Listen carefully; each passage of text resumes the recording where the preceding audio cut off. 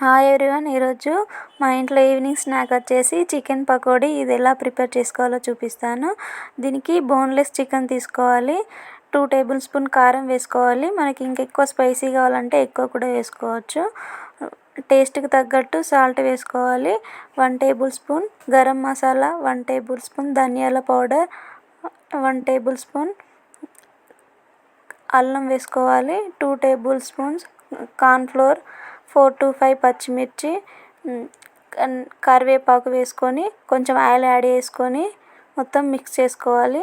ఇలా మిక్స్ చేసుకున్న దాన్ని 1 to 1.5 అవర్ పక్కన పెట్టుకోవాలి. నెక్స్ట్ డీప్ ఫ్రైకి సరిపడా ఆయిల్ పెట్టుకొని ఆయిల్లో వేసుకొని మొత్తం ఫ్రై చేసుకోవాలి.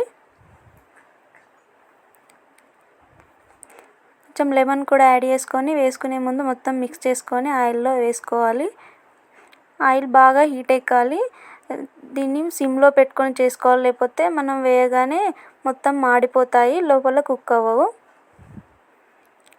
మన Telangana style yummy chicken pakodi is ready. Subscribe my channel. Thank you for watching.